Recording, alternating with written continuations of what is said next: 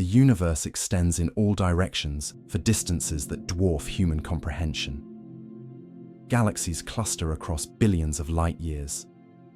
The observable universe stretches roughly 46 billion light years in radius, a volume containing perhaps 2 trillion galaxies. Yet despite this immensity, most of it will remain forever beyond reach. This is not a limitation of technology or willpower, but a consequence of physics itself. The universe's expansion, accelerating under the influence of dark energy, is actively removing distant regions from the realm of possibility. What scientists have revealed in recent years is not merely that interstellar travel is difficult, but that the cosmos imposes absolute boundaries on how far humanity, or any civilization, can ever travel. These boundaries exist on multiple scales, each imposed by different physical constraints. The nearest stars lie light years away, requiring velocities approaching the speed of light to reach within human lifetimes. The nearest galaxies are millions of light years distant, separated by voids that expand faster than light itself can cross them. And the distant universe, the realm of galaxies we observe through telescopes, recedes from us at such tremendous speeds that no amount of fuel or time would suffice to reach them.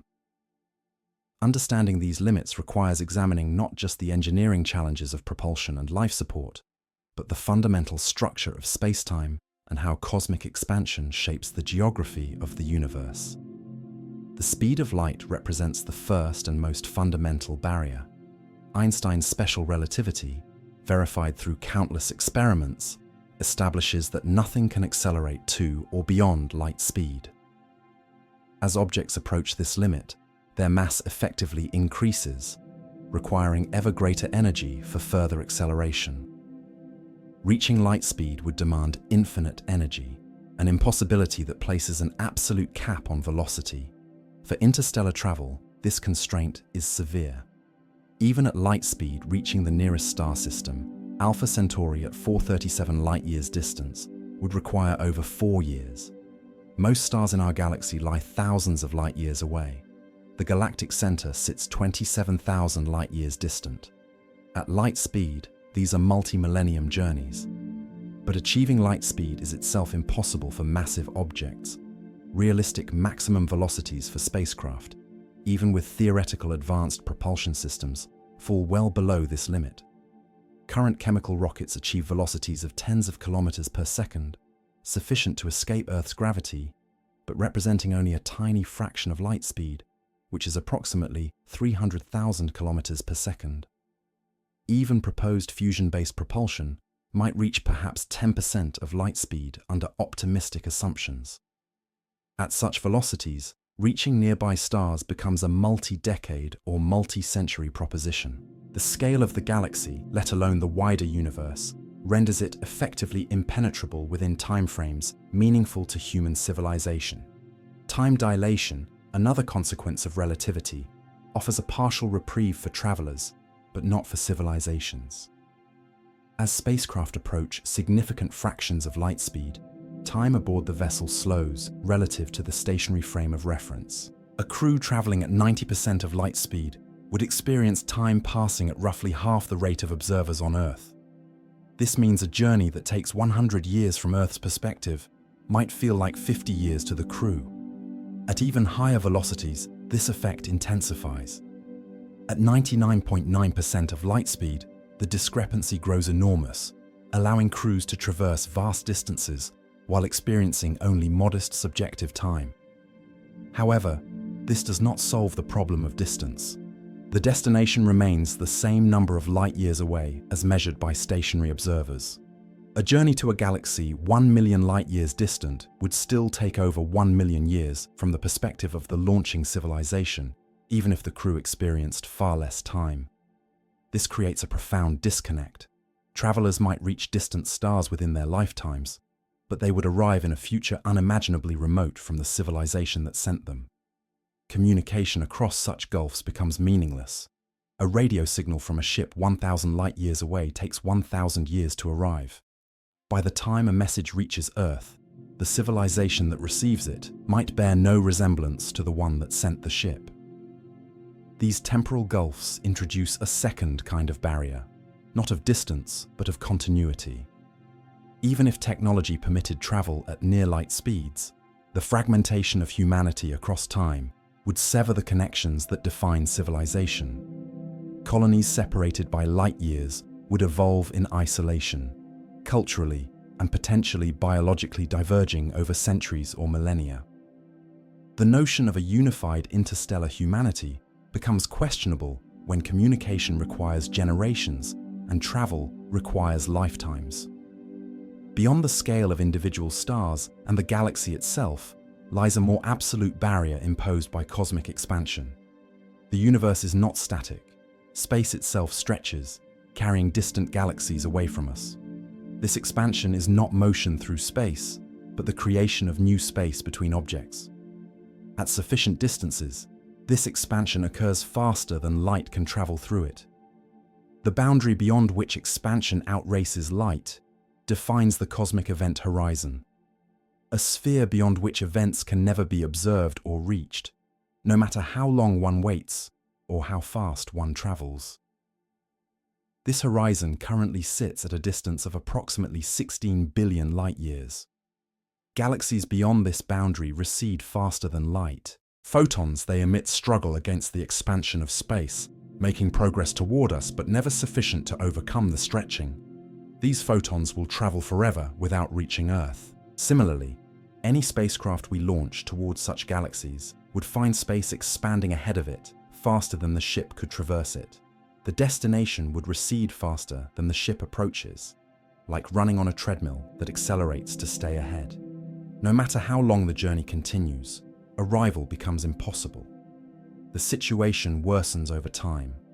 Dark energy, the mysterious component driving accelerated expansion, ensures that the cosmic event horizon does not remain fixed. Instead, it contracts. Galaxies currently within reach, where expansion is slower than light, will eventually cross the threshold and become unreachable. Calculations suggest that most galaxies currently visible will disappear beyond the horizon within roughly 100 billion years as accelerating expansion pushes them into the unreachable realm. This process has already claimed the vast majority of the universe. Of the perhaps 2 trillion galaxies within the observable universe, only a tiny fraction reside within the reachable zone. This reachable zone defines the ultimate limit of travel. Even with arbitrarily advanced technology, even given unlimited time, the universe accessible to humanity is bounded. Current estimates suggest that fewer than 100 billion galaxies lie close enough that expansion does not render them eternally inaccessible. This sounds vast, but it represents less than 5% of the observable universe.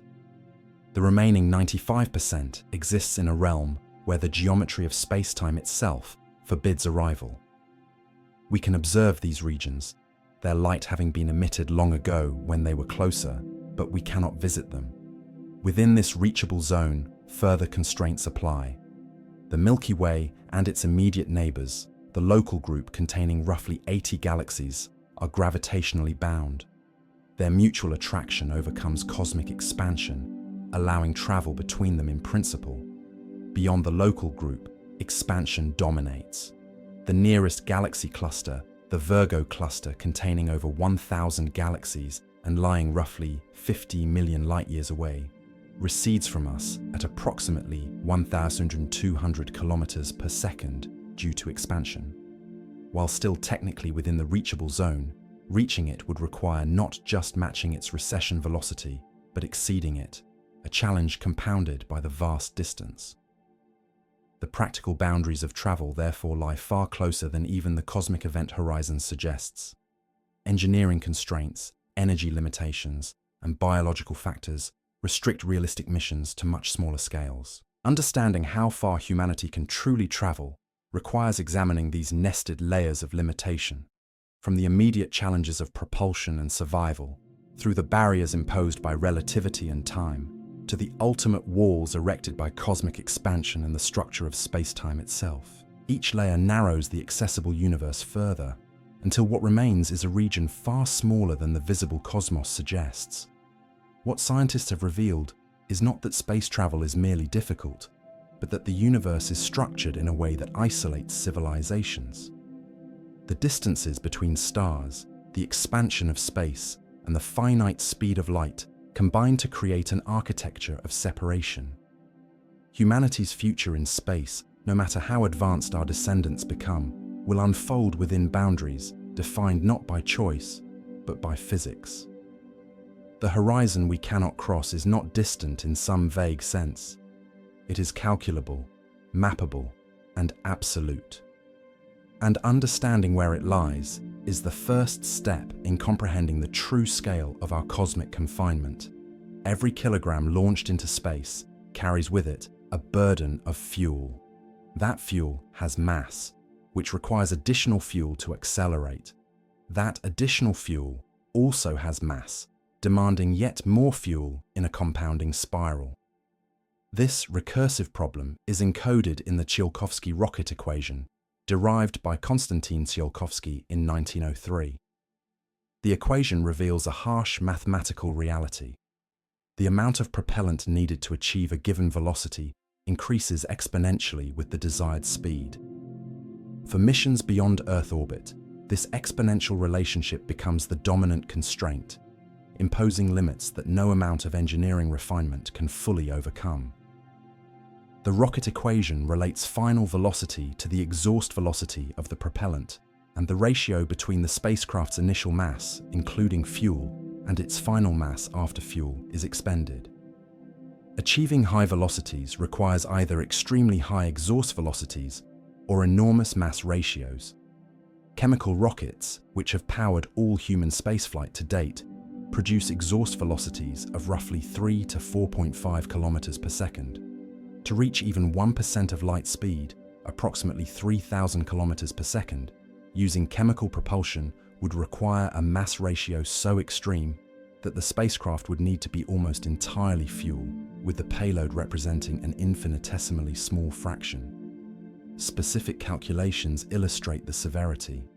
To accelerate 1 kilogram of payload to 10% of light speed using chemical rockets would require a propellant mass exceeding the mass of observable stars in the universe. This is not hyperbole, but mathematical consequence. The exponential nature of the equation makes high velocities with low exhaust velocities physically absurd. Chemical propulsion, which carried humanity to the moon, is fundamentally inadequate for interstellar missions. Even reaching nearby stars within reasonable timeframes demands exhaust velocities orders of magnitude higher. Nuclear propulsion offers improvement. Fission-based systems, which generate thrust by heating propellant with nuclear reactors or by directing the products of nuclear explosions, can achieve exhaust velocities of tens of kilometers per second. The proposed Project Orion, studied in the 1950s and 1960s, envisioned propelling spacecraft by detonating nuclear bombs behind a pusher plate. Exhaust velocities might reach 100 kilometers per second or higher. Even so, reaching 10% of light speed would require mass ratios of several hundred to 1. A spacecraft with a final mass of 1,000 tons would need to launch with hundreds of thousands of tons of nuclear fuel and bombs. Fusion propulsion, if realized, could push exhaust velocities higher still.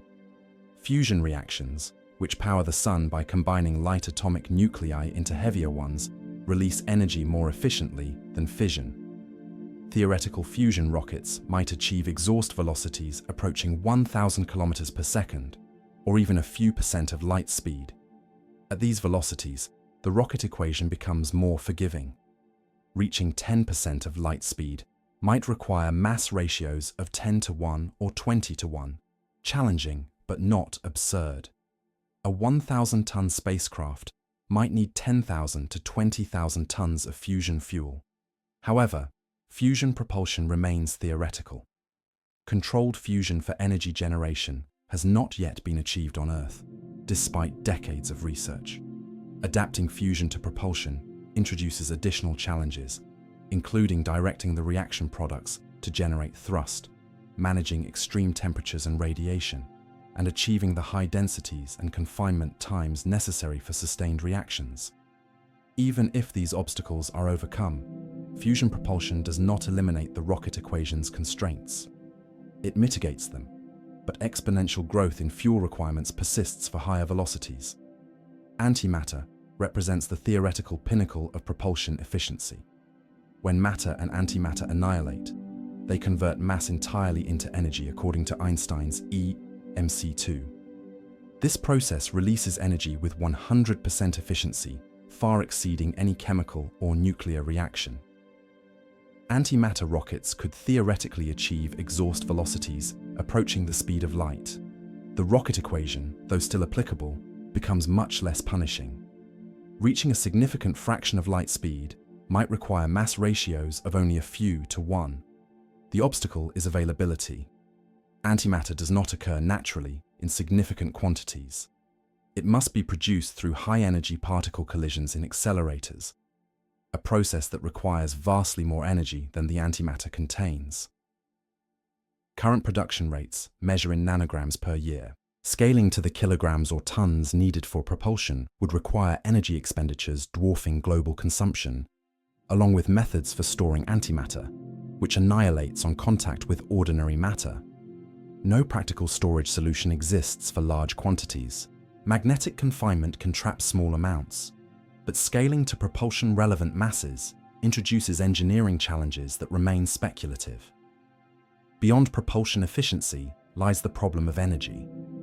Accelerating even a modest spacecraft to a significant fraction of light speed requires enormous energy.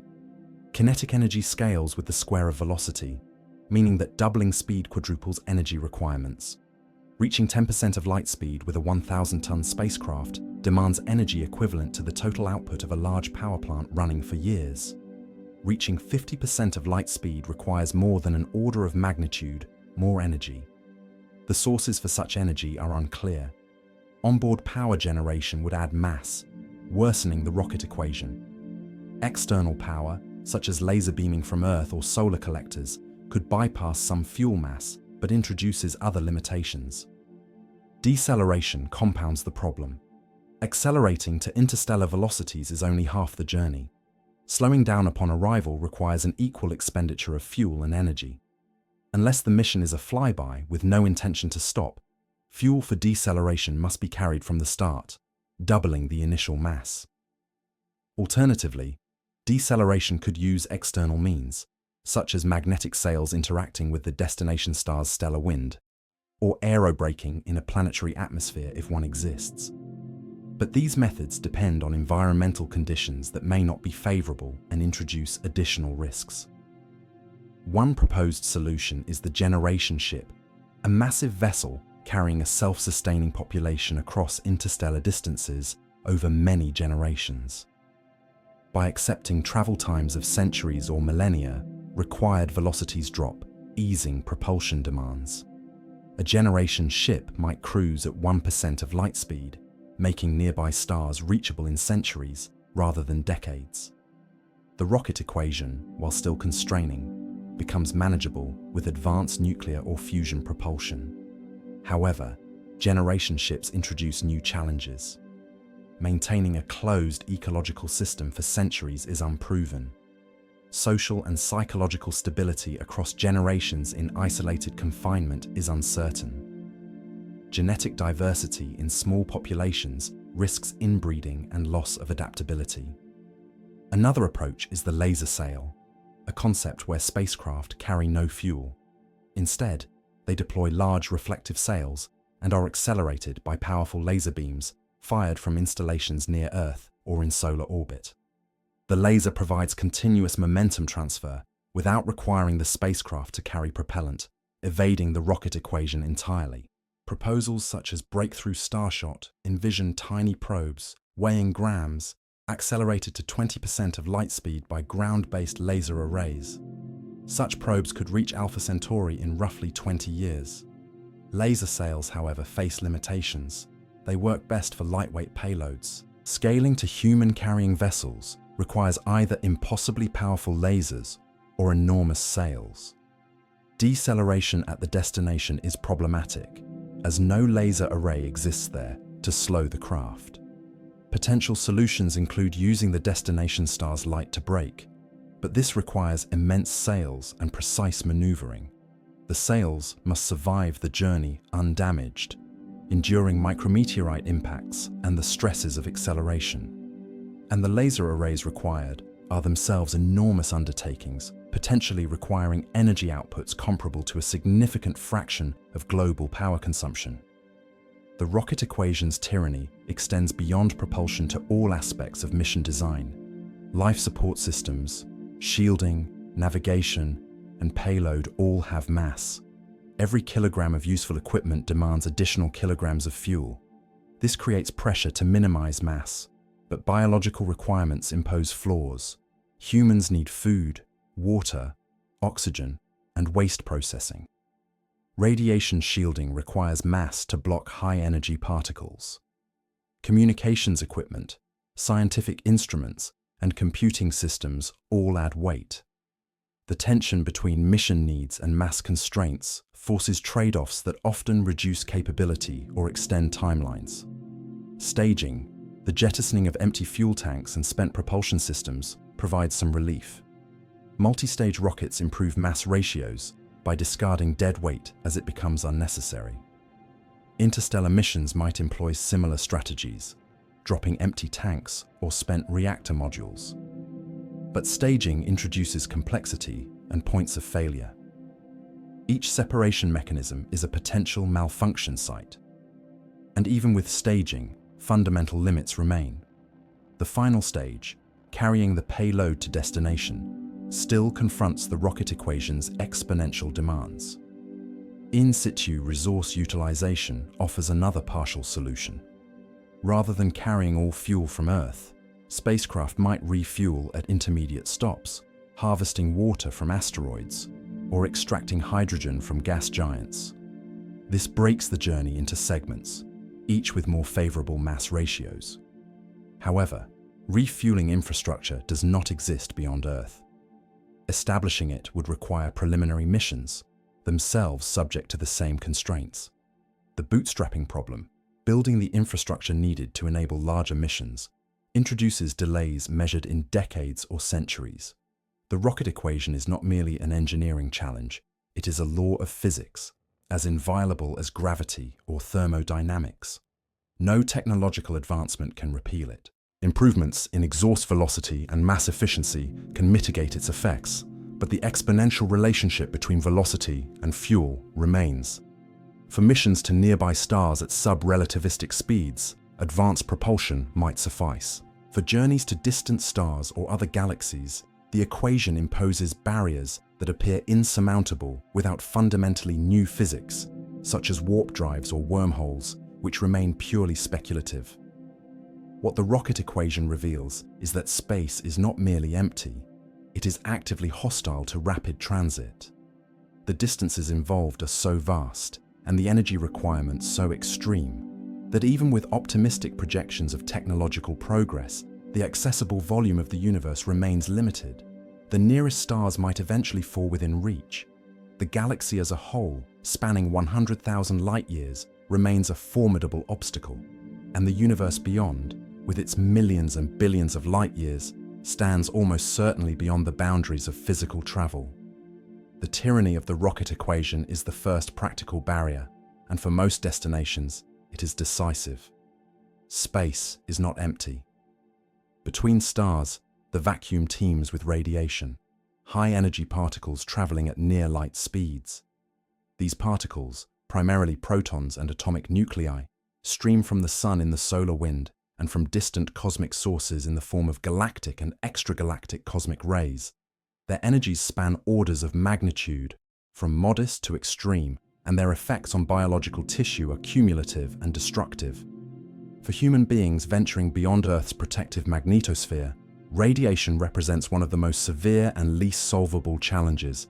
It does not merely threaten health, it imposes fundamental limits on mission duration and distance, constraints that cannot be overcome by willpower or incremental engineering improvements.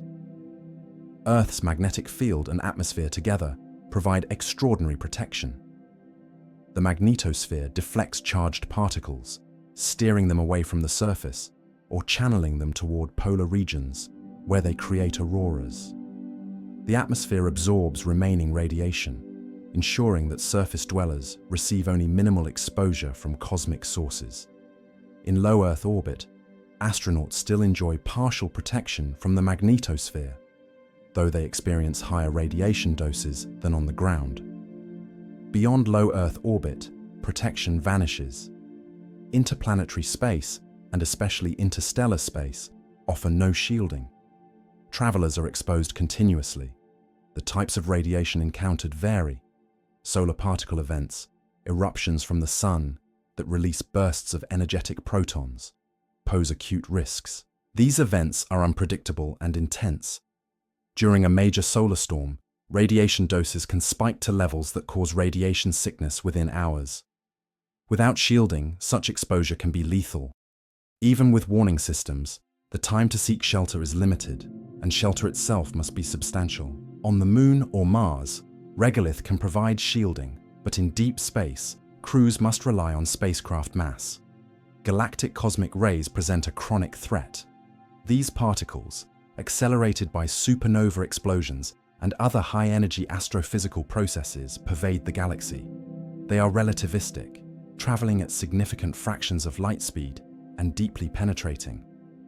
Unlike solar particles, which can be blocked by modest shielding, cosmic rays require meters of material to attenuate significantly. The most energetic cosmic rays can pass through entire spacecraft with minimal interaction, depositing energy in tissue along their paths. This energy deposition damages DNA. Ionizing radiation, which includes cosmic rays, breaks chemical bonds in molecules, creating reactive fragments that disrupt cellular processes. DNA damage can lead to mutations, cell death, or cancerous transformations. The human body has repair mechanisms, but these are imperfect. Cumulative exposure increases the probability of cancer, with risk rising roughly linearly with dose. Long-duration missions to Mars, lasting years, are estimated to expose crews to radiation doses that increase lifetime cancer risk by several percentage points. Interstellar missions, lasting decades or centuries, would multiply this risk many-fold. Beyond cancer, radiation affects other systems. The central nervous system is vulnerable. Studies of animal models exposed to high-energy particles show cognitive deficits, memory impairment, and behavioral changes. These effects occur at doses relevant to deep space missions. While not immediately life-threatening, they could impair crew performance, undermining mission success. Cardiovascular effects have also been observed, with radiation exposure linked to accelerated atherosclerosis and heart disease. The mechanisms are not fully understood, but the evidence suggests that radiation harms more than just cancer risk profiles. Shielding offers limited protection. Traditional materials such as aluminum provide some attenuation but are not ideal. When high-energy particles strike atomic nuclei in shielding materials, they can produce secondary radiation, sometimes more dangerous than the primary particles. Heavy nuclei fragment into lighter, still energetic particles. Neutrons are produced. These secondaries can increase radiation exposure rather than reduce it, a phenomenon known as secondary radiation production. Optimal shielding uses materials with low atomic mass, such as hydrogen-rich compounds like water or polyethylene. These materials reduce secondary production and absorb energy more effectively. However, effective shielding requires thickness. To reduce galactic cosmic ray exposure significantly, several meters of water or equivalent material are needed. For a crewed spacecraft, this translates into tens or hundreds of tons of shielding mass. The rocket equation makes this prohibitive. Launching such mass from Earth is extraordinarily expensive. Carrying it on interstellar missions compounds propulsion challenges. Trade-offs are unavoidable. Crews can be sheltered in a central, heavily shielded compartment during rest periods, reducing average exposure. But full protection for all mission phases remains impractical. Active shielding concepts have been proposed. Magnetic fields, if strong enough, could deflect charged particles much as Earth's magnetosphere does. A spacecraft-generated magnetic field, extending tens or hundreds of meters, could bend particle trajectories away from the crew. Calculations suggest that field strengths of several Tesla, sustained across large volumes, would be required. Generating such fields demands superconducting magnets and significant power. The mass of the magnet systems and power sources must be factored into mission design, again confronting the rocket equation. Moreover, magnetic shielding does not protect against neutral particles or high-energy photons, which are unaffected by magnetic fields. Electrostatic shielding, using charged hulls to repel particles, faces similar challenges. The voltages required are enormous, and maintaining charge in the presence of plasma and dust is difficult. Plasma shielding, surrounding the spacecraft with a cloud of charged particles that absorb or scatter incoming radiation, remains speculative. Each active shielding concept introduces complexity, mass, power demands, and potential failure modes. Biological countermeasures offer another avenue. Pharmacological interventions, such as antioxidants that scavenge reactive molecules produced by radiation, could reduce cellular damage. Genetic engineering might enhance DNA repair mechanisms or confer resistance to radiation effects. Studies of organisms that tolerate high radiation, such as the bacterium Deinococcus radiodurans, suggest that biological radiation resistance is achievable through redundant DNA repair pathways and protective molecules. Adapting such mechanisms to humans would require advances in gene therapy and long-term safety validation. Hibernation or suspended animation, reducing metabolic activity for the duration of the journey, could lower radiation vulnerability. Metabolically inactive cells might suffer less cumulative damage, as repair processes would not be overwhelmed by ongoing physiological demands. However, inducing and maintaining suspended animation in humans is unproven. Animal models suggest it is possible in principle, but scaling to humans introduces unknowns. And radiation damage to DNA occurs regardless of metabolic state. Hibernation might reduce some effects, but cannot eliminate radiation as a hazard. The time factor is critical. Radiation risk accumulates with exposure duration. A mission to Mars, lasting 2 to 3 years round trip, exposes crews to doses at the edge of acceptable limits by current standards. A mission to the nearest stars, even at 10% of light speed, would take over 40 years. At lower, more realistic velocities, centuries might be required. Over such timescales, radiation exposure would far exceed any dose considered safe.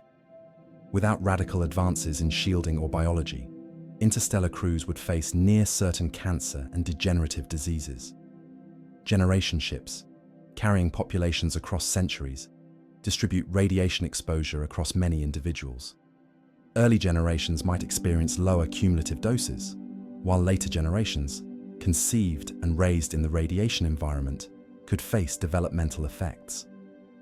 Radiation during gestation and childhood is particularly damaging, as rapidly dividing cells are more vulnerable. Pregnancy in deep space might be unacceptably risky. If reproduction is compromised, sustaining a population over generations becomes impossible. The fragility of human biology in the radiation environment of deep space is not a solvable problem in the conventional engineering sense.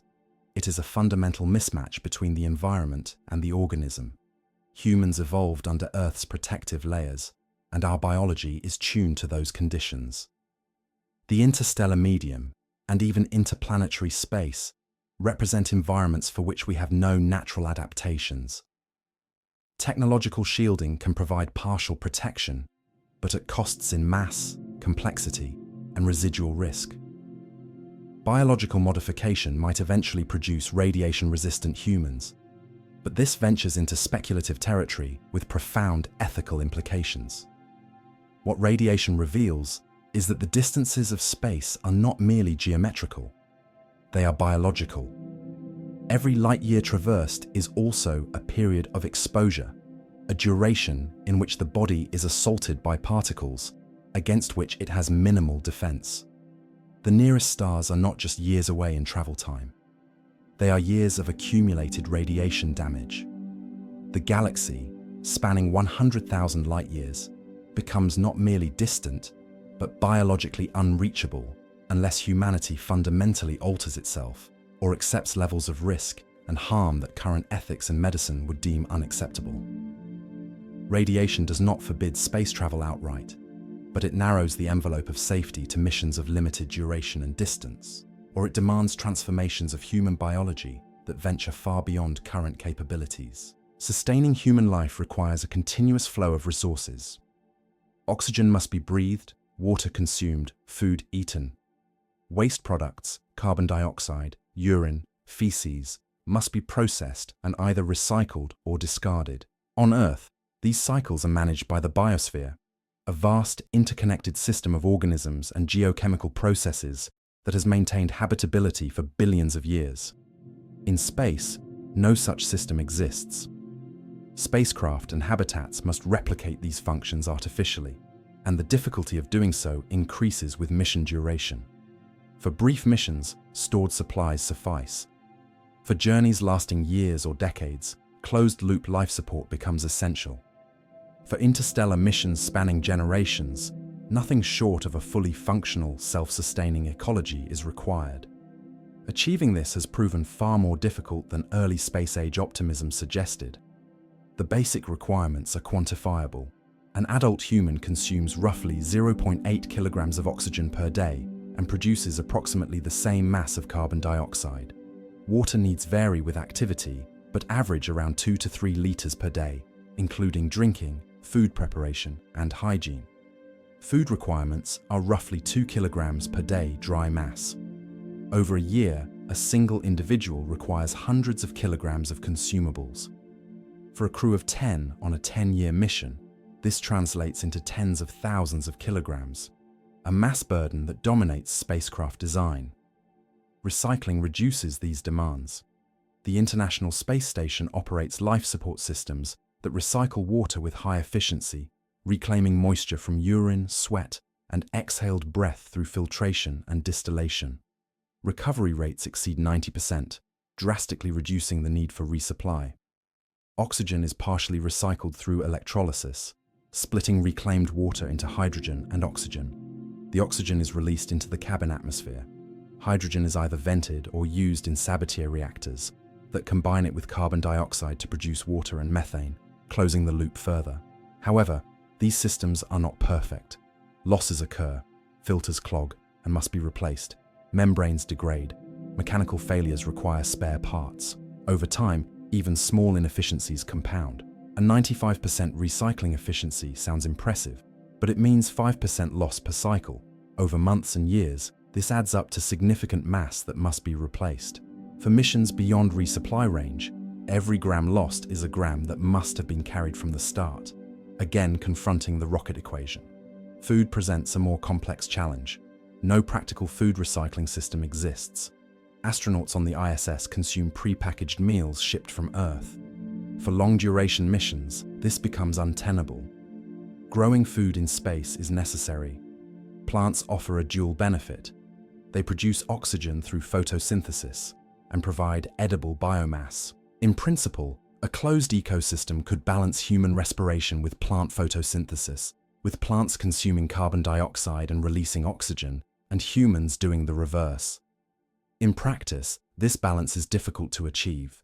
Plants require light, water, nutrients, and carbon dioxide at specific concentrations. They must be protected from pests and diseases. Growth rates and yields are variable, depending on species and conditions.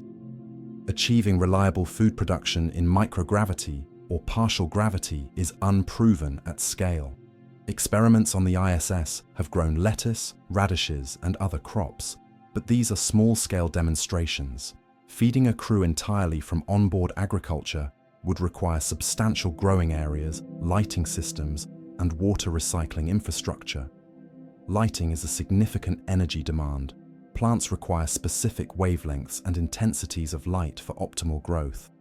LEDs can provide this efficiently, but powering them continuously for large growing areas requires kilowatts of electricity. On a spacecraft far from the Sun, where solar power is unavailable, this power must come from onboard sources, such as nuclear reactors. The mass of these power systems, plus the growing infrastructure, plus the plants and soil, or hydroponic medium, accumulates rapidly. Soil-based agriculture introduces additional complexity. Soil contains microorganisms essential for nutrient cycling, but managing soil health in a closed system is challenging. Hydroponic or aeroponic systems, where plants grow without soil in nutrient solutions or mist, reduce mass and simplify control, but require careful monitoring of nutrient concentrations and pH. Any imbalance can crash the system, starving plants or promoting harmful algae and bacteria. Ecological stability is the deeper issue. Closed ecosystems on Earth are robust because they are large and diverse. Thousands of species interact, creating redundancy and resilience. If one species fails, others can fill its niche. In a spacecraft, space and mass constraints limit ecosystem size and diversity. A simplified system, perhaps consisting of a few crop species, algae for oxygen production, and bacteria for waste decomposition, is far more fragile. The loss of a single species or a shift in environmental conditions can trigger collapse. Biosphere 2, an experimental closed ecological system built in Arizona in the 1990s, illustrated these challenges. The facility, spanning several acres and containing multiple biomes, was intended to sustain a crew of 8 for 2 years without external inputs. Despite careful planning and substantial resources, the system struggled. Oxygen levels dropped unexpectedly, requiring external supplementation. Carbon dioxide fluctuated wildly. Soil microbes consumed oxygen faster than anticipated. Insect populations, initially introduced for pollination, exploded or went extinct unpredictably.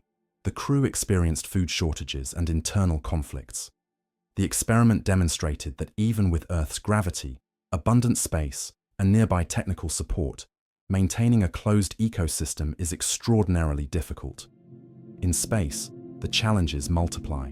Microgravity affects plant growth, fluid dynamics, and organism behavior in ways that are not fully understood.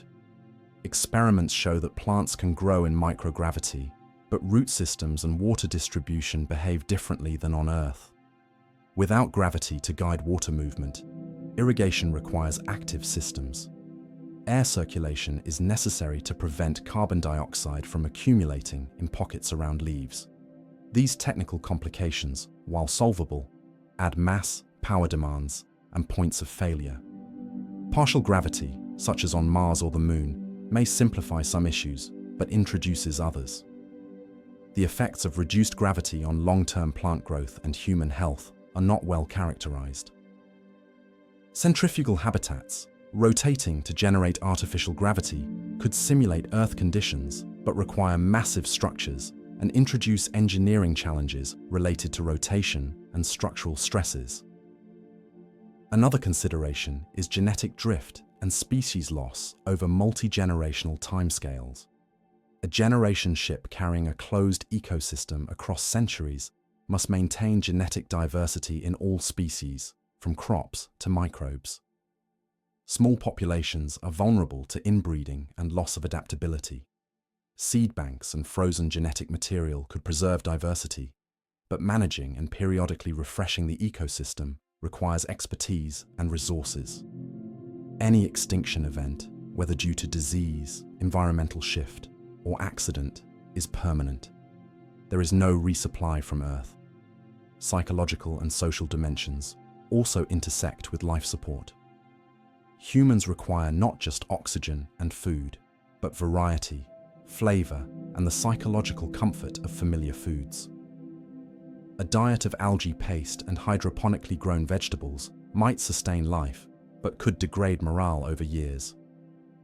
Efforts to include diverse crops, spices, and even luxury items like coffee or chocolate add complexity and mass.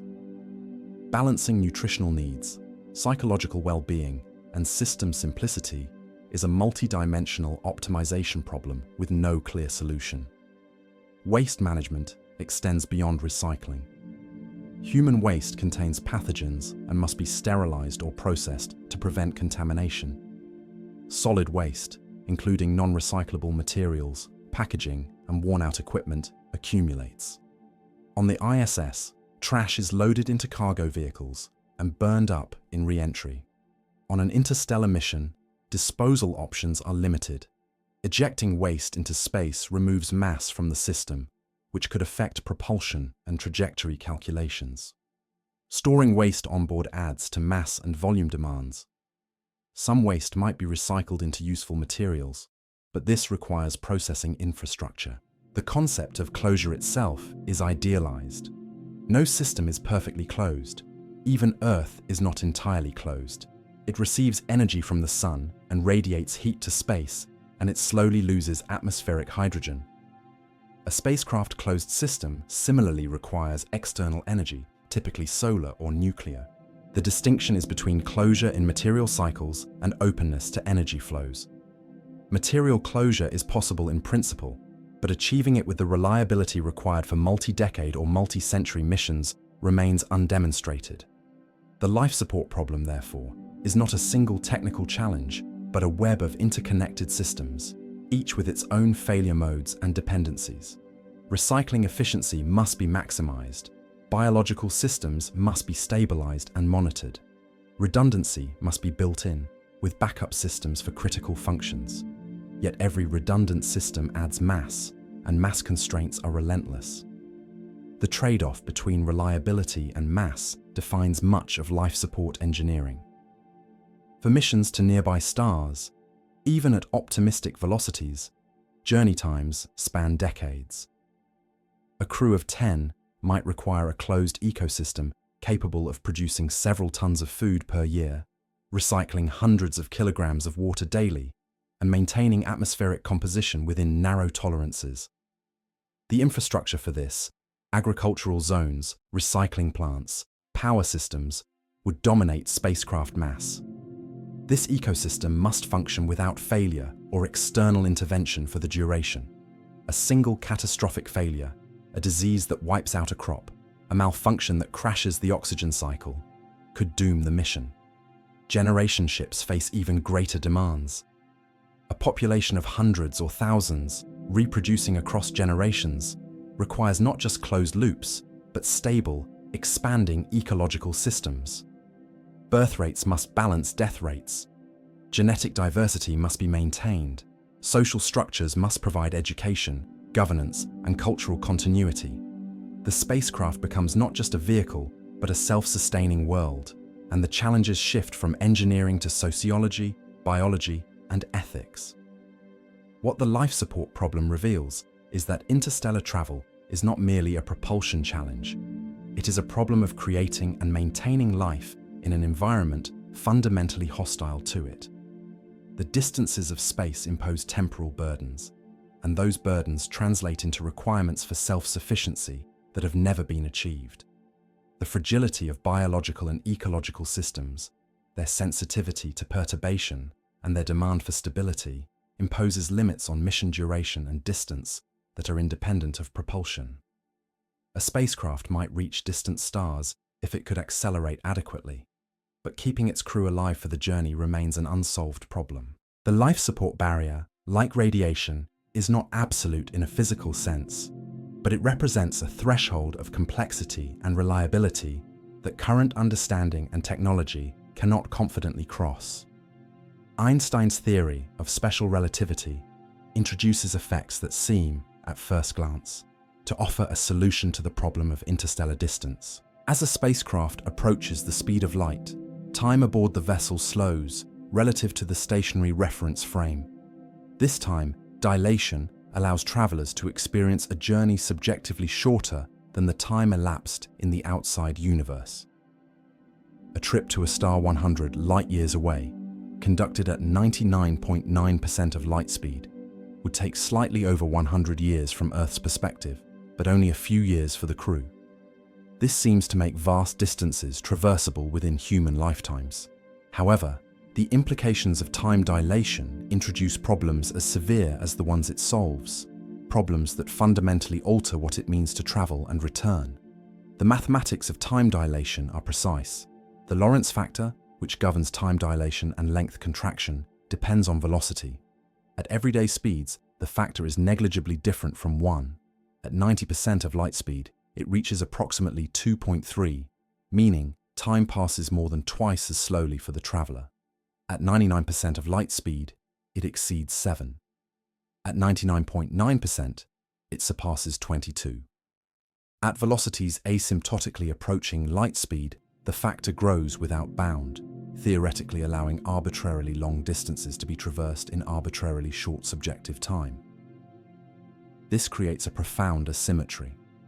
Consider a mission to Alpha Centauri, 4.37 light-years away, at 90% of light speed. From Earth's perspective, the journey takes about 4.9 years outbound. The crew experiences roughly 2.1 years due to time dilation. The ship arrives, conducts its mission, and returns at the same velocity. Round trip, Earth measures about 9.7 years elapsed. The crew ages only about 4.2 years. This discrepancy, while significant, is manageable. Relationships span decades. Societies persist across such timeframes. The crew returns to a world recognizably similar to the one they left. Increase the distance and velocity, and the asymmetry becomes extreme. A journey to a star 1,000 light-years away at 99.9% of light speed takes over 1,000 years from Earth's perspective, but only about 45 years for the crew due to time dilation. The travelers could complete the voyage within their lifetimes, but they would return to an Earth more than 2 millennia in their future. Everyone they knew would be dead. The civilization that sent them would be unrecognizably transformed or perhaps collapsed entirely. The crew would be temporal exiles, displaced into a future with which they have no continuity. This temporal displacement is not a correctable error. It is a consequence of relativistic physics, inescapable for any mission conducted at speeds necessary to reach distant stars within human lifespans. The faster the ship travels to reduce subjective journey time, the greater the time dilation, and the further into the future the crew leaps. There is no returning to one's own time. The traveler's present becomes the civilization's distant past. The problem intensifies for round trips. A mission to a star 10,000 light-years away at 99.99% of light speed might take only a few decades from the crew's perspective, but over 20,000 years from Earth's.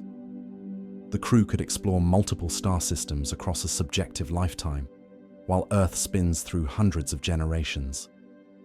The notion of reporting findings back to the originating civilization becomes absurd.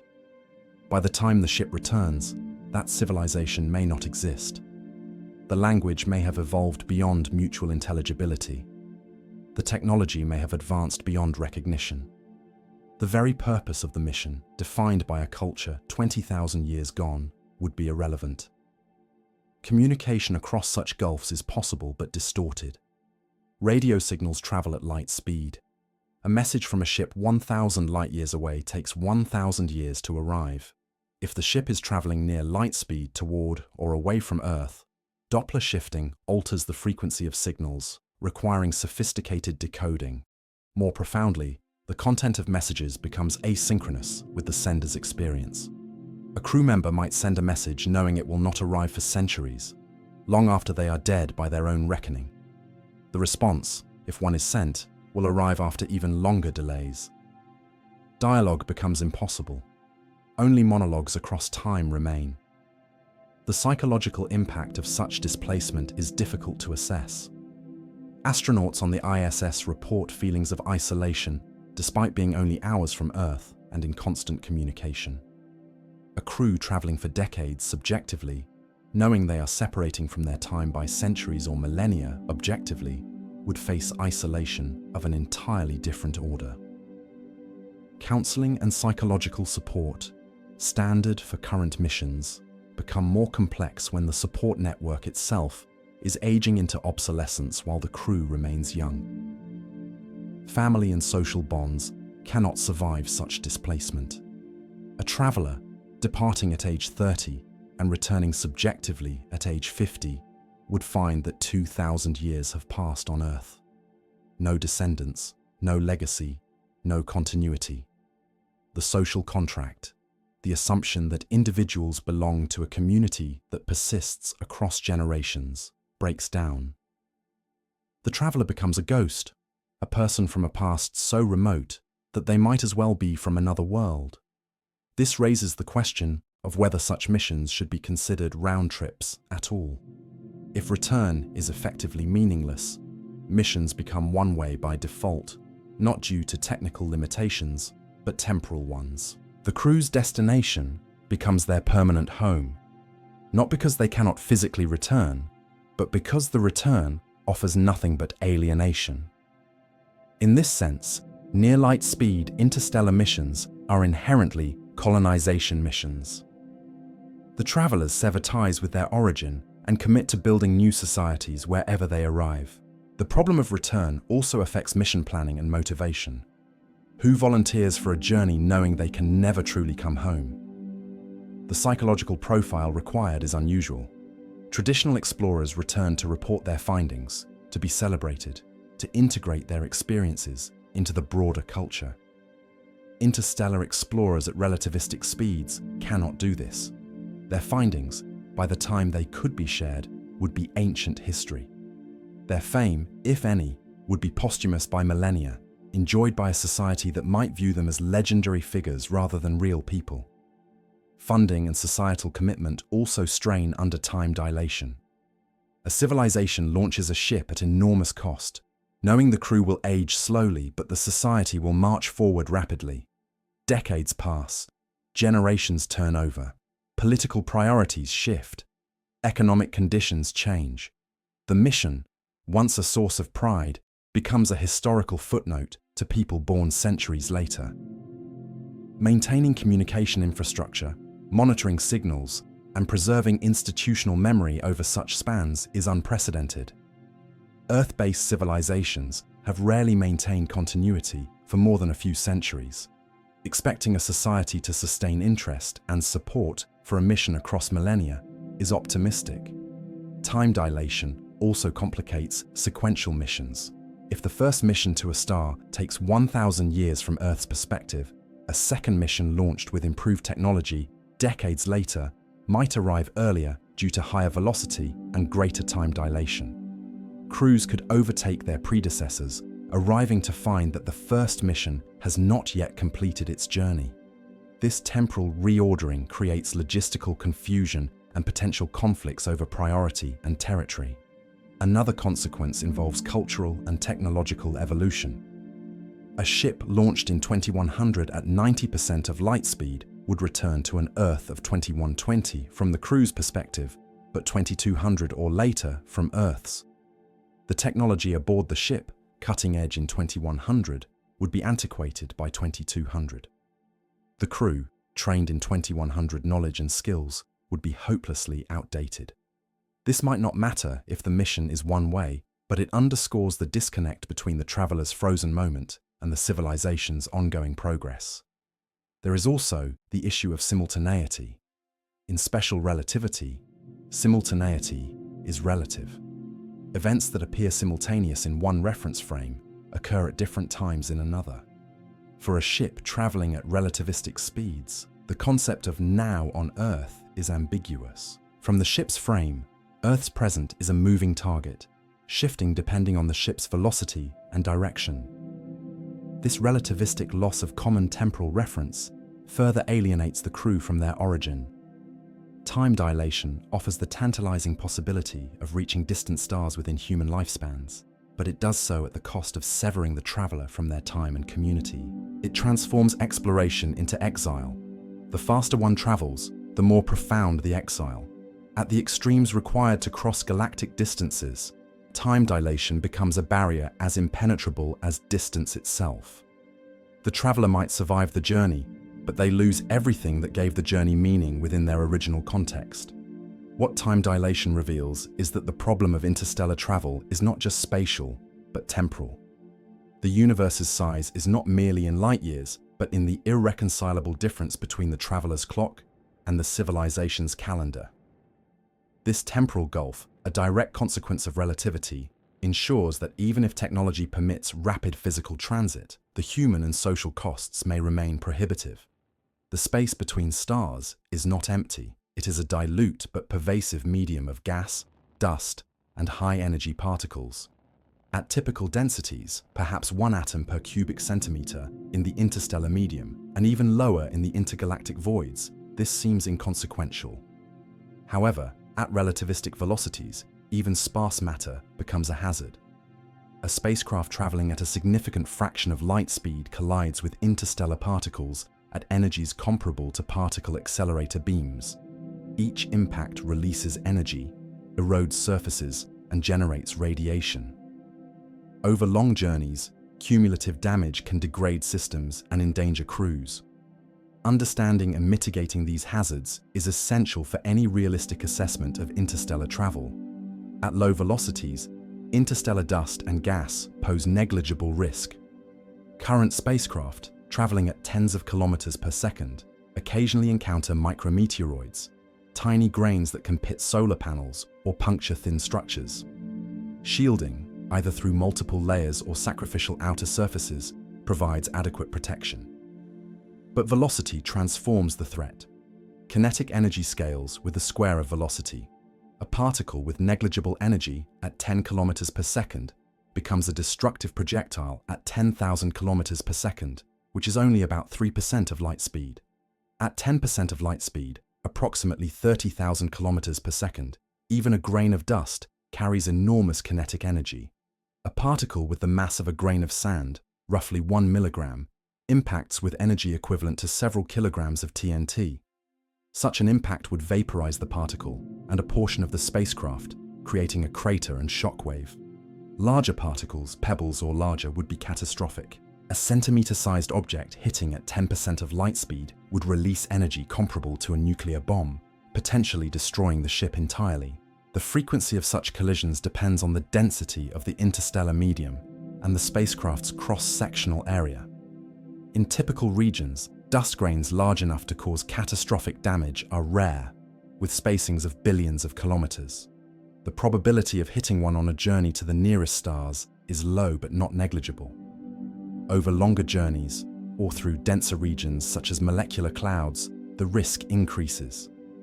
Molecular clouds, the birthplaces of stars, contain densities thousands or millions of times higher than typical interstellar space. Passing through such a region at relativistic speeds would be suicidal without extraordinary shielding. Shielding against relativistic impacts is fundamentally different from conventional armor. At these energies, materials behave hydrodynamically, flowing like fluids under the extreme pressures of impact.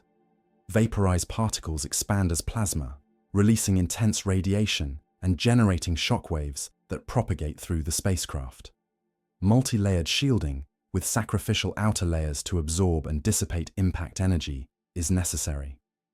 Whipple shields, used on the ISS to protect against orbital debris, consist of spaced layers that fragment and vaporize incoming particles, spreading the energy over larger areas. Scaling this to relativistic velocities requires meters-thick shields with multiple layers, adding enormous mass. Alternative approaches include magnetic or electrostatic deflection.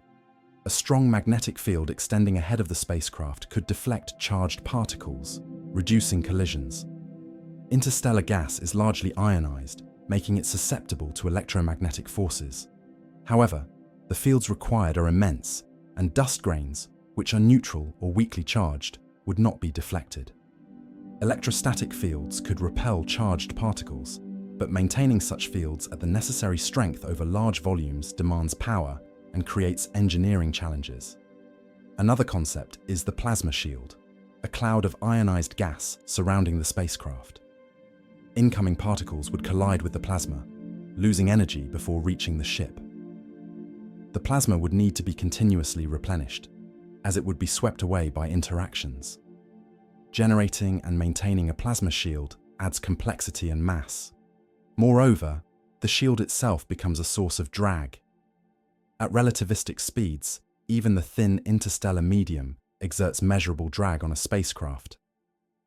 A plasma shield would increase this effect, reducing velocity over time unless counteracted by continuous propulsion. Drag from the interstellar medium is subtle, but accumulates over long distances. A spacecraft traveling at 10% of light speed through gas at 1 atom per cubic centimeter experiences a decelerating force. Over light years, this could reduce velocity by a significant fraction unless compensated. Compensation requires either carrying additional fuel for continuous thrust, worsening the rocket equation, or accepting a longer journey as velocity decays. This drag effect is one reason why sustained high velocities are difficult to maintain over interstellar distances. Radiation from particle impacts adds to the radiation burden discussed earlier. When high-energy particles strike shielding, they generate secondary radiation, including neutrons, gamma rays, and particle showers. This radiation penetrates into the spacecraft, exposing crew and systems. The faster the ship travels, the higher the energy of collisions, and the more intense the secondary radiation. At near-light speeds, the spacecraft effectively flies through a continuous radiation storm of its own making. Navigation at relativistic speeds introduces additional complications. Interstellar space is not uniformly empty. Regions vary in density. Molecular clouds, supernova remnants, and stellar outflows create localized enhancements. Mapping these regions from Earth is difficult. Observations provide snapshots, but the interstellar medium is dynamic, evolving over thousands of years. A route planned based on current observations might pass through a dense region that formed after the mission launched. Real-time navigation requires detecting hazards at sufficient distance to alter course. Detection itself is challenging. At relativistic speeds, light travel time becomes significant. A hazard 1 light-year ahead is only detected 1 year before encounter. At 10% of light speed, this provides only 10 years to react. Changing course requires thrust, which consumes fuel and time. Large course corrections might be impossible without excessive fuel expenditure. The spacecraft must rely on long-range sensors, possibly centuries ahead of its position, to plan safe routes. Such sensors, if based on electromagnetic signals, are limited by the speed of light, creating an unavoidable delay between hazard and response. Automated systems are necessary. Human reaction times are inadequate for relativistic collision avoidance. Autonomous navigation, with AI systems monitoring ahead and adjusting trajectory, becomes essential. These systems must operate reliably for decades or centuries without human intervention or external updates. Software failures or unanticipated conditions could result in collision. Redundancy and robust design are critical, but over long timescales, all systems degrade. The cumulative effect of micro-impacts, even those too small to cause immediate damage, erodes surfaces. Solar panels, sensors, optical systems, and hull materials gradually degrade. Dust grains, though individually tiny, collectively abrade surfaces, reducing reflectivity, transparency, and structural integrity. Maintenance and repair, routine on Earth or in near-Earth space, become difficult or impossible on an interstellar mission. Autonomous repair systems, such as self-healing materials or robotic maintenance drones, are speculative technologies that add complexity. Another hazard is larger objects, rogue planets, brown dwarfs, or stellar remnants that might not be detected in advance. These objects, if not luminous, or if located far from stars, are difficult to observe. Colliding with a planet-sized body at relativistic speed would be instantaneously lethal. Even passing close to a massive object could alter the spacecraft's trajectory through gravitational interaction, requiring fuel to correct course. The probability of such encounters is low, but over galactic distances and timescales, low probability events become relevant. Interstellar gas also affects propulsion systems that rely on external resources. Ramjet concepts, which collect hydrogen from the interstellar medium to fuel fusion reactions, depend on sufficient gas density. In sparse regions, collection efficiency drops, reducing thrust. The spacecraft might slow down involuntarily, unable to gather enough fuel to maintain velocity. This creates a feedback loop. As the ship slows, it collects even less gas, slowing further. Ramjets work in theory, but only in regions with densities high enough to support collection. And those regions are also where collision hazards peak. The interstellar medium, therefore, is not a passive backdrop. It is an active environment that affects trajectory, velocity, shielding, and system integrity.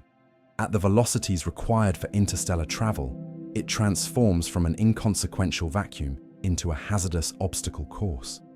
Every light year traversed is a gauntlet of impacts, radiation, and navigation challenges. Mitigating these hazards requires mass for shielding, power for active deflection, fuel for course corrections, and systems for autonomous operation. Each mitigation strategy adds to the spacecraft's burden, compounding the difficulties imposed by the rocket equation and other constraints. The interstellar medium may not represent an absolute barrier, but it ensures that relativistic interstellar travel, even if propulsion and life support are solved, remains fraught with risks that cannot be eliminated. The universe is expanding. This expansion, driven by dark energy, is not merely the motion of galaxies through space, but the stretching of space itself. On small scales where gravity binds structures like solar systems, galaxies, and galaxy clusters, expansion is negligible. But beyond these gravitationally bound regions, expansion dominates. Over billions of light years, the recession of distant galaxies becomes measurable and significant. At sufficient distances, recession velocities exceed the speed of light, not because galaxies move faster than light through space, but because space itself expands faster than light can traverse it. This creates a cosmic event horizon, a boundary beyond which travel is physically impossible.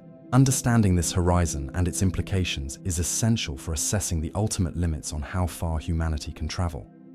The expansion rate is described by the Hubble constant, approximately 70 kilometers per second per megaparsec. This means that for every megaparsec of distance, roughly 3.26 million light-years, space expands such that an object appears to recede at 70 kilometers per second. At larger distances, recession velocities accumulate. An object 10 megaparsecs away recedes at 700 kilometers per second. At 1,000 megaparsecs, recession reaches 70,000 kilometers per second, about 23% of light speed.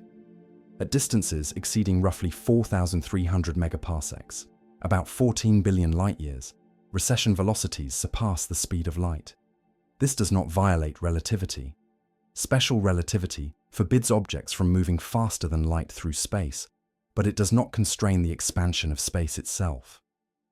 Distant galaxies do not move through space faster than light.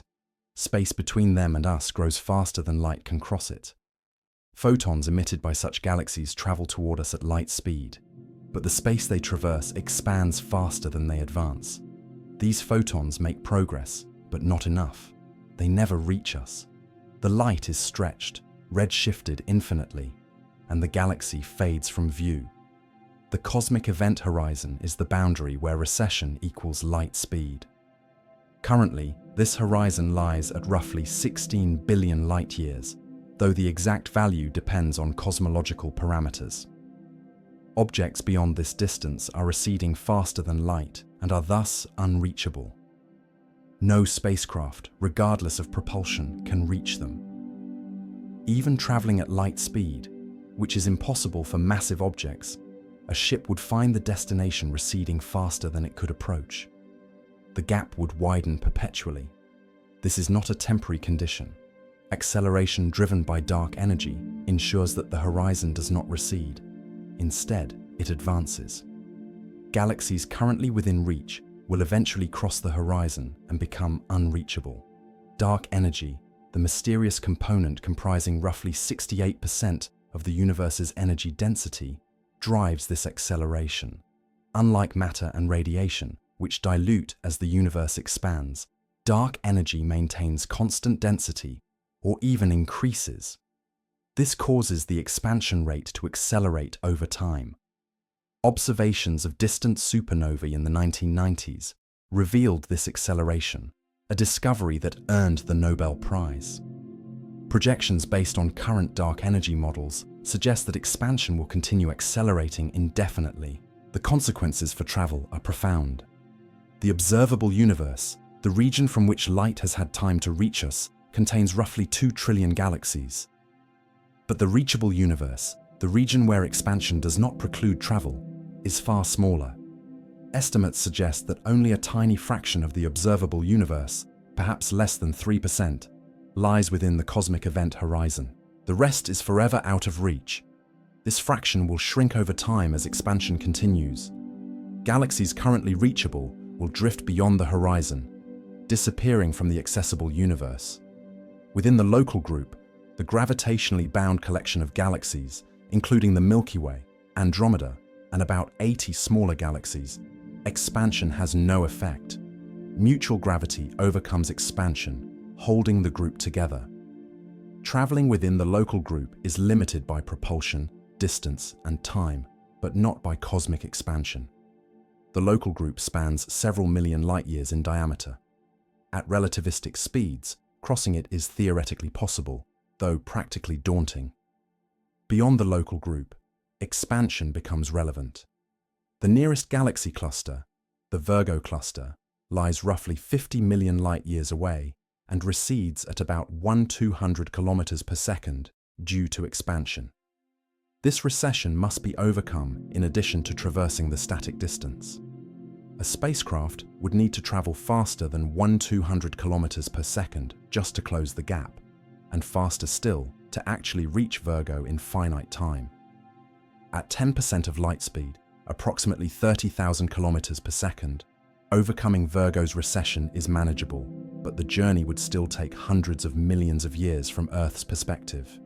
More distant clusters recede faster. The Coma cluster, about 320 million light-years away, recedes at roughly 7,000 kilometers per second. The Hercules cluster, over 500 million light-years distant, recedes at speeds approaching 10,000 kilometers per second. At some point, recession velocities exceed any realistic spacecraft capability. Even if propulsion could reach 50% of light speed, an extraordinary achievement, clusters receding faster than that are effectively unreachable. The cosmic event horizon is not fixed in space, but in co-moving coordinates, a coordinate system that expands with the universe. In this system, the horizon remains at a constant co-moving distance, but in physical terms, it advances as the universe grows. Galaxies that were once beyond the horizon can cross into the reachable region as their light finally reaches us. But this is a transient effect. Eventually, acceleration dominates, and the horizon stops advancing and begins to contract in co-moving terms. At that point, no new galaxies enter the reachable zone. The accessible universe reaches its maximum extent and then begins to shrink. Current models suggest that the reachable universe peaked in size billions of years ago. We are already in the declining phase. The number of galaxies within the cosmic event horizon is decreasing. Over the next tens of billions of years, most galaxies currently within reach will drift beyond the horizon, carried by accelerating expansion. The local group will remain bound, but beyond it, the universe will grow emptier from our perspective. Clusters and galaxies now visible will fade, red-shifted into invisibility, as their recession velocities surpass light speed. For an interstellar civilization based in the Milky Way, this sets a firm boundary.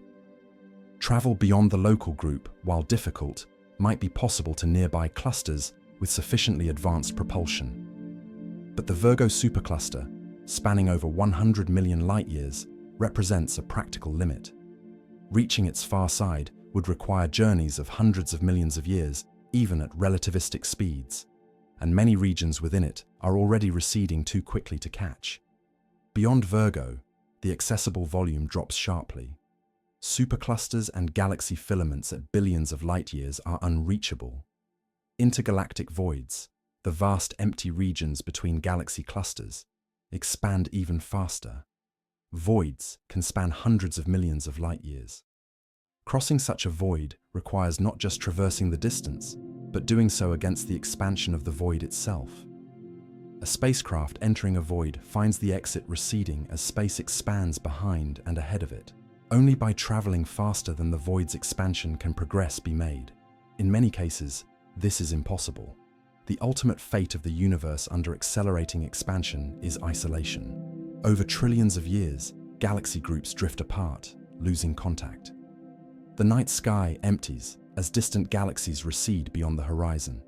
Eventually, only the local group remains visible, a gravitationally bound island in a dark, expanding ocean. Stars within the local group age and die. New star formation ceases as gas is exhausted, and the system fades into darkness. The universe becomes cold, dilute, and empty, with isolated islands of matter separated by unbridgeable voids. For humanity or any civilization, this imposes a cosmic time limit. The accessible universe is shrinking. Every billion years that pass, fewer galaxies remain within reach. A civilization that delays interstellar expansion finds its options narrowing. Eventually, expansion confines all travel to the local group. This does not happen on human timescales, but it ensures that the universe imposes not just spatial limits, but temporal ones. The window for reaching distant regions is finite, measured in billions of years, and it is closing. Cosmic expansion also affects communication. Signals sent to a galaxy beyond the horizon will never arrive. Photons from the signal, like photons from the galaxy itself, struggle against expansion and make insufficient progress. Communication is limited to the reachable universe. As that region shrinks, the network of civilizations that could potentially communicate also shrinks. Isolation is enforced by geometry. What cosmic expansion reveals is that the universe's size, while immense, is largely irrelevant to travel. The observable universe is vast, but the accessible universe is a tiny fraction of it. The true horizon for travel is not set by engineering limits, but by the structure of spacetime and the relentless acceleration driven by dark energy. Humanity's ultimate domain, assuming it survives and expands across space, is the local group and perhaps a few nearby clusters. The rest of the cosmos, the overwhelming majority of galaxies and stars, exists beyond a boundary that no technology can cross. This is not a limitation of current knowledge or capability. It is written into the fabric of the universe itself. The cosmos is expanding away from us, and most of it will remain forever out of reach. If interstellar travel is possible, even if difficult, then advanced civilizations should have colonized the galaxy by now. The Milky Way is roughly 13 billion years old. Stars and planets formed early in its history. If life emerged elsewhere and progressed to technological intelligence, those civilizations would have had millions or billions of years to expand. Even at modest interstellar velocities, a fraction of a percent of light speed, a civilization could colonize the entire galaxy in a few tens of millions of years, a blink in cosmic time. Yet we see no evidence of such colonization. No megastructures, no settled star systems, no signals, nothing. This absence, known as the Fermi paradox after physicist Enrico Fermi's famous question, "Where is everybody?" suggests that something prevents civilizations from expanding across the galaxy. Understanding what that something might be sheds light on the true limits of interstellar travel. The paradox rests on several assumptions. First, that intelligent life arises with some frequency in the galaxy. With hundreds of billions of stars, many with planets in habitable zones, the probability of life emerging seems non-negligible. Second, that some fraction of life develops technology capable of interstellar communication or travel.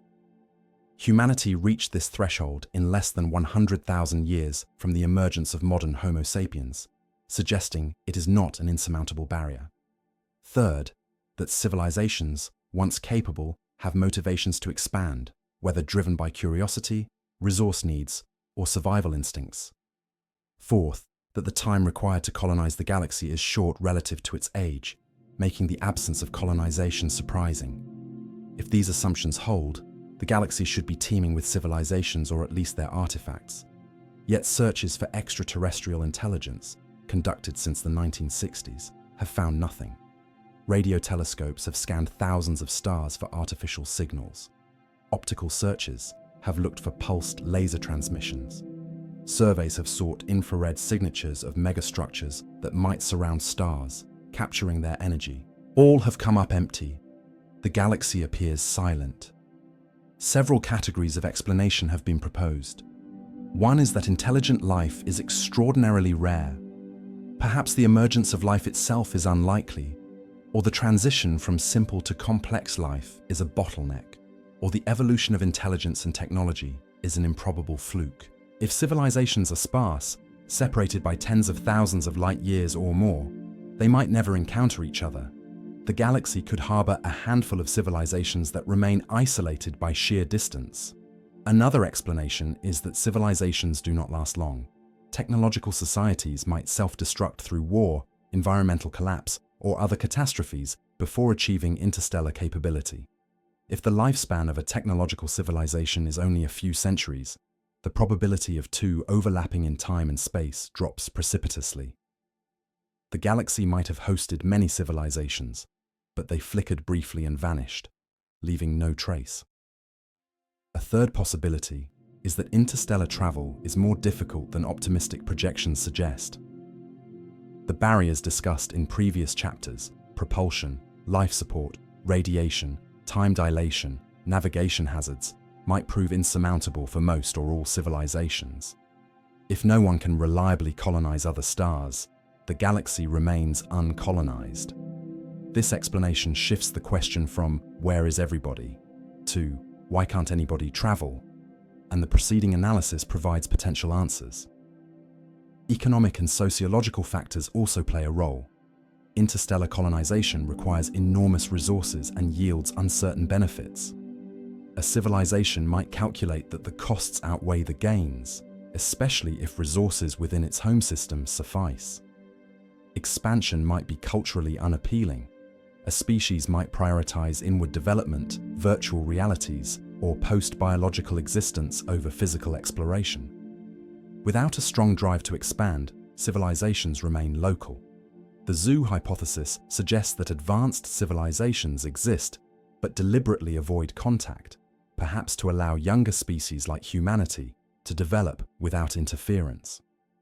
This explanation requires coordination among multiple independent civilizations, which seems implausible unless enforced by a dominant galactic power. Alternatively, the simulation hypothesis posits that our observations are constrained by the parameters of a simulated universe, but this ventures into untestable metaphysics. One overlooked factor is time. Even if civilizations can colonize the galaxy, they might do so slowly and discontinuously. A wave of colonization might have passed through the Milky Way billions of years ago, leaving no detectable remnants by now. Structures degrade, signals fade, and ecosystems collapse without maintenance. If the last colonization wave was 1 billion years ago, we would observe nothing. The galaxy could be littered with ancient ruins, but detecting them requires targeted searches. Alternatively, colonization might be ongoing, but has not yet reached our region. The wavefront might lie thousands of light years away, advancing slowly. The observational challenges are significant. Detecting distant megastructures or signals requires that they be bright and sustained. A civilization that values stealth or energy efficiency might not produce detectable signatures. Dyson spheres, hypothetical shells capturing a star's energy, might radiate in infrared, but distinguishing them from natural infrared sources like dust clouds is difficult. Waste heat from industrial processes might blend into the cosmic background. Signals might be directional, pulsed, or encoded in ways we do not recognize. The parameter space for searches is vast, and absence of evidence is not evidence of absence. Another consideration is the anthropic principle. We exist to ask the question because our circumstances permit it. If the galaxy were densely colonized, Earth might have been settled long ago, preventing independent human evolution. The fact that we are here, asking why we are alone, might itself be evidence that colonization is rare or impossible. This does not explain why, but it suggests that our existence is compatible only with scenarios where the galaxy is mostly empty. The Great Filter concept, proposed by economist Robin Hanson, offers a framework.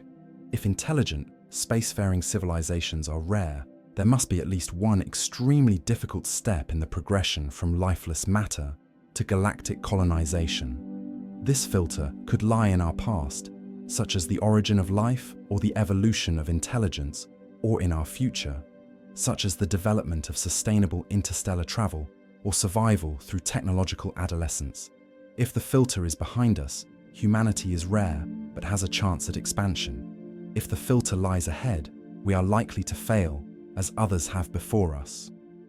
Evidence from our own experience suggests multiple potential filters.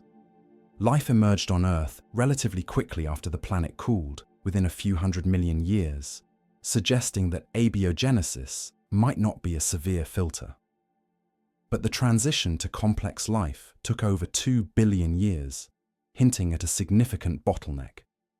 Intelligence arose only once in Earth's history, despite millions of species over hundreds of millions of years. Technological civilization developed only within the last 10,000 years, a minuscule fraction of life's tenure. Each step appears rare when viewed in isolation.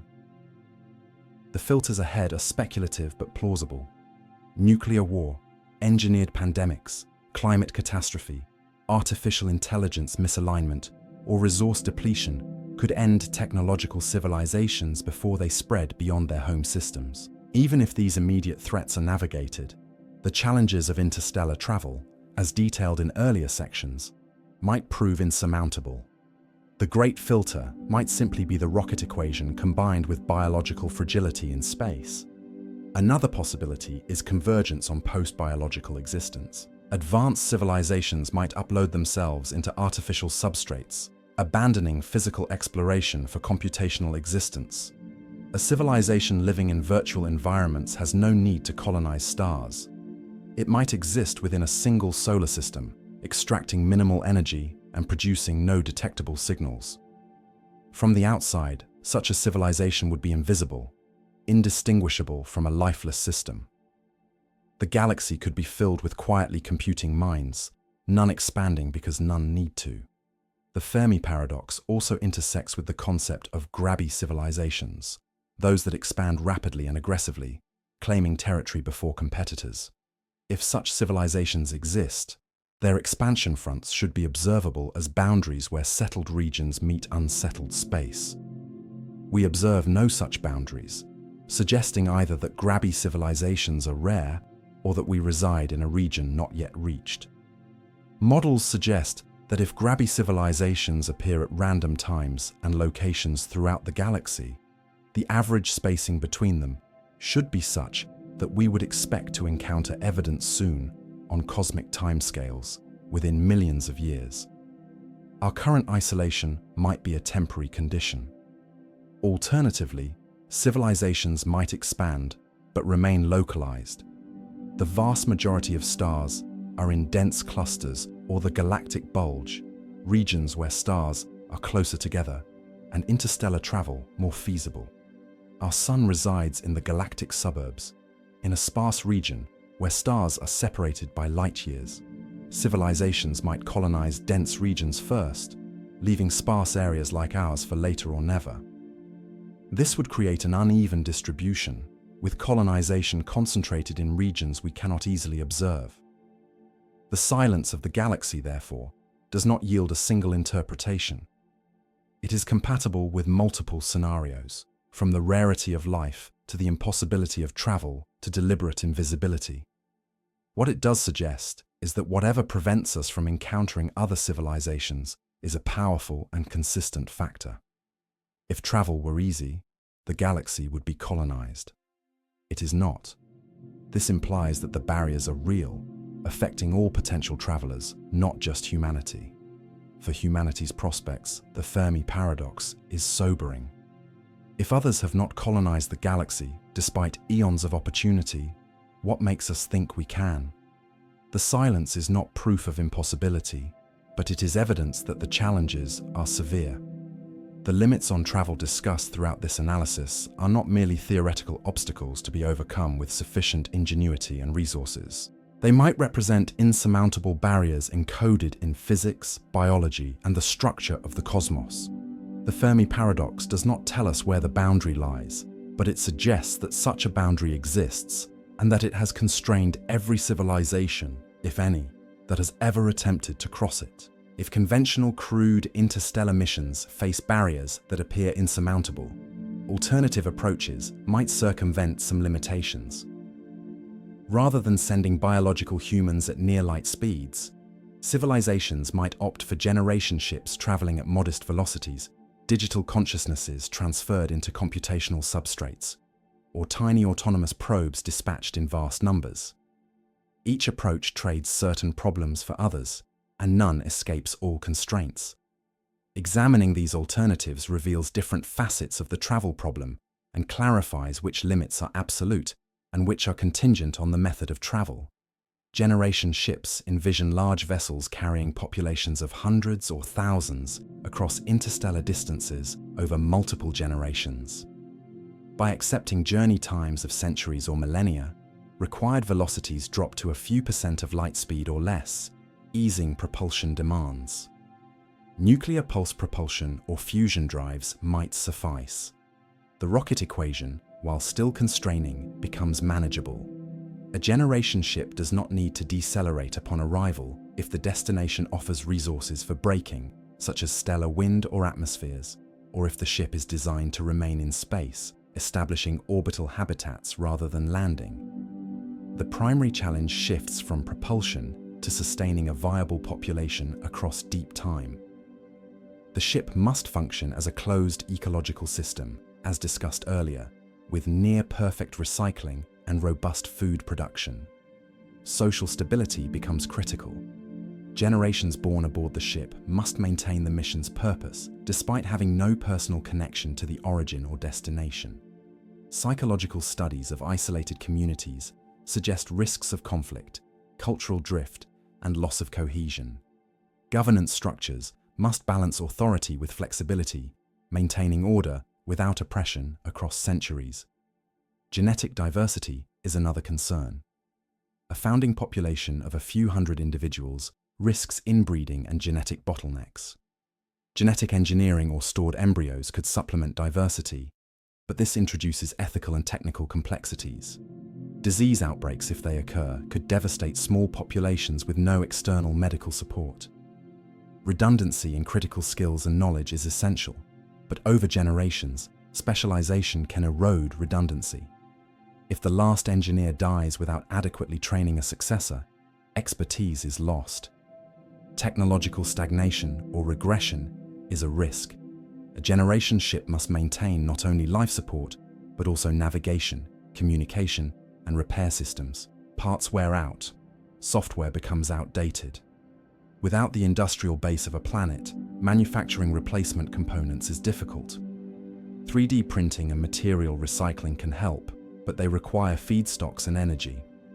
If the ship's technology degrades faster than it can be maintained, cascading failures could doom the mission. Cultural and linguistic drift could create fragmentation. Language evolves, beliefs shift.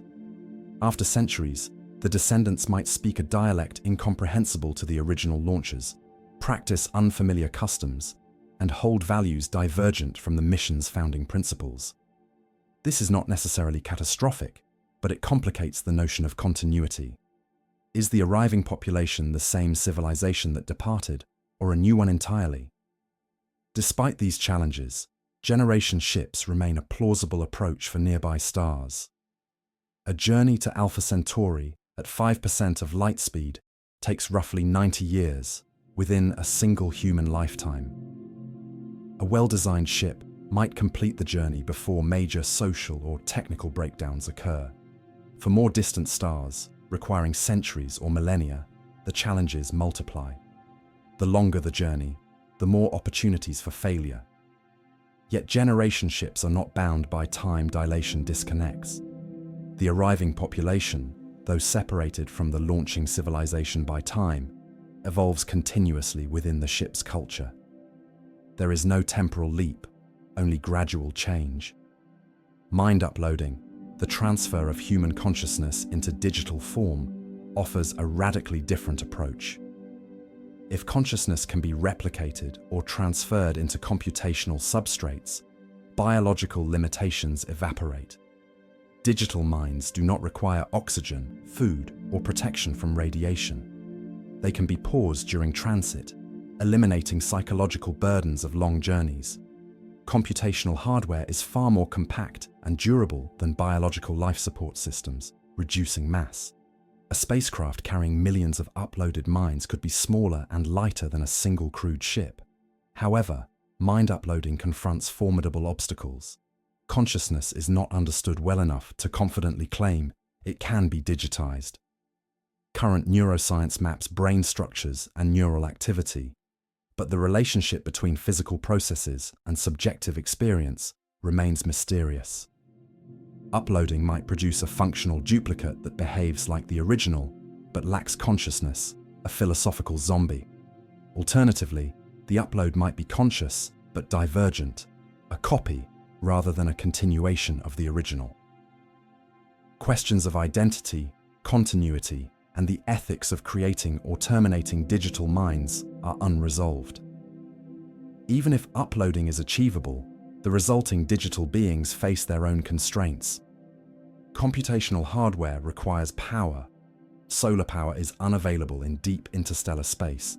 Nuclear power sources such as radioisotope thermoelectric generators decay over centuries. A journey lasting thousands of years would exhaust onboard power. Digital minds might be paused to conserve energy, running intermittently to check systems, but this reintroduces time perception issues. A paused mind experiences no subjective time.